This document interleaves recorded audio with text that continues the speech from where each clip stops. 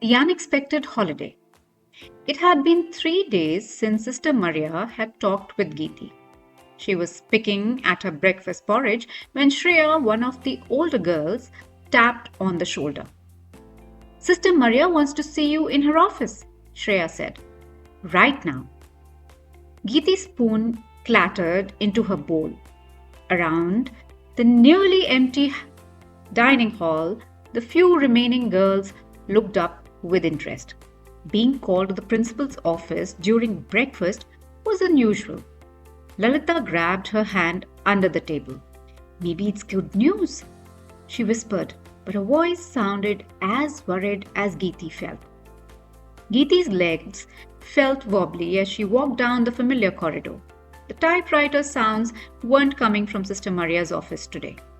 Come in, dear, Sister Maria called before Geeti could even knock.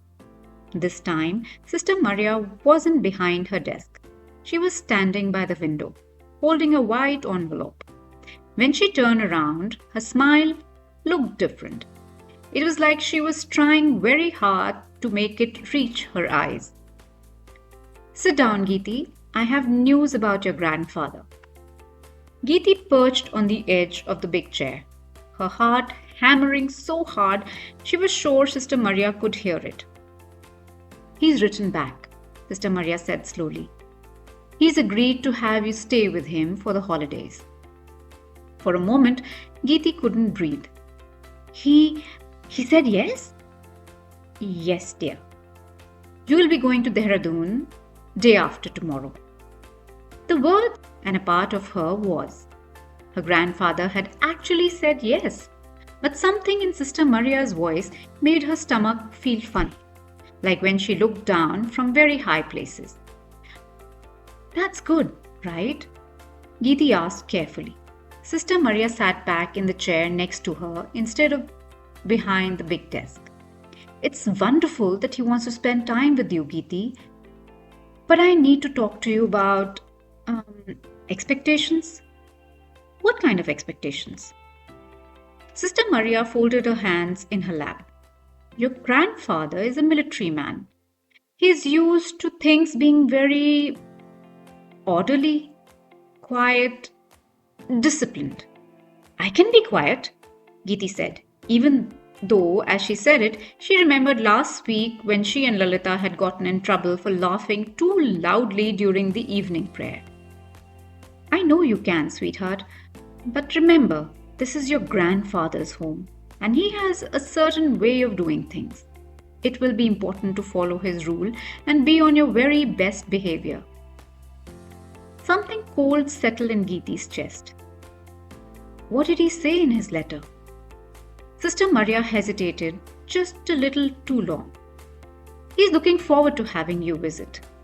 But that wasn't all he had said. Geeti could tell. Sister Maria had the same careful voice she used when she was telling them about changes to the school rules that nobody was going to like. Can I see it? Oh dear, it's just grown-up business talk. Very boring. Sister Maria stood up quickly. Why don't you go and tell Lalita your good news? She's leaving today, isn't she?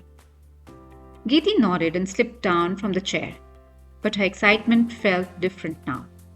It was mixed up with worry and questions Sister Maria wouldn't answer.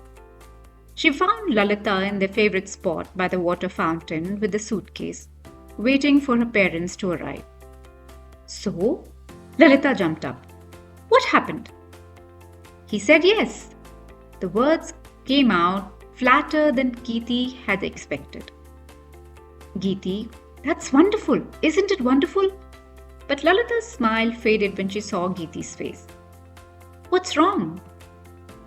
I don't know. Maybe nothing. Geeti sat down on the fountain edge. Sister Maria seemed worried about something. She kept talking about how I need to be on my best behavior and follow his rules. Parents always have rules, Lalita said, but she sounded uncertain. Not like your grandparents. They let you climb trees and eat sweets before dinner and stay up late telling stories. They sat quietly for a moment, watching the water trickle from the fountain. Maybe, Lalita said finally, He just needs time to get used to having you around. Maybe once you see how wonderful you are, he'll relax. Maybe, Geeti said. But she kept thinking about Sister Maria's too bright smile and the way she wouldn't show the letter. That evening, after Lalita's parents had picked her up with hugs and laughter and promises to write every day, Geeti sat alone in their dormitory room. Sister Maria had helped her pack her small suitcase. Her 3 school dresses, her 1 good dress for church, her few books, and the photograph of her parents. As she folded her clothes, Geeti tried to imagine what her grandfather's house would be like. Would there be other children? Would he ask her about school or about what she liked to do? Would he remember that she loved stories or that she was afraid of the dark? Or would he just see her as a problem to be managed until the holidays were over? Tomorrow she would find out if hoping for her grandfather's love had been worth the risk of disappointment after all. In her office, Sister Maria sat alone, rereading Colonel Rathor's letter by lamplight. Dated 27th April 1987. To Sister Maria de Cruz, Principal, St. Mary's Academy. Respected Sister, I received your letter regarding Geeti's holiday arrangements. After considerable thought, I have decided to accept her for a brief period during the upcoming winter break. However, I must be clear about my expectations. My household runs on discipline and order.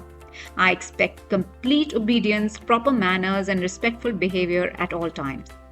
I will not tolerate any disruption to my daily routine, loud noises, or the kind of mischievous behavior that children often display.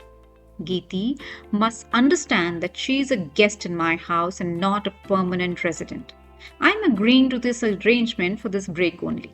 If her conduct is unsatisfactory at any time during this break, I will return her to the convent immediately.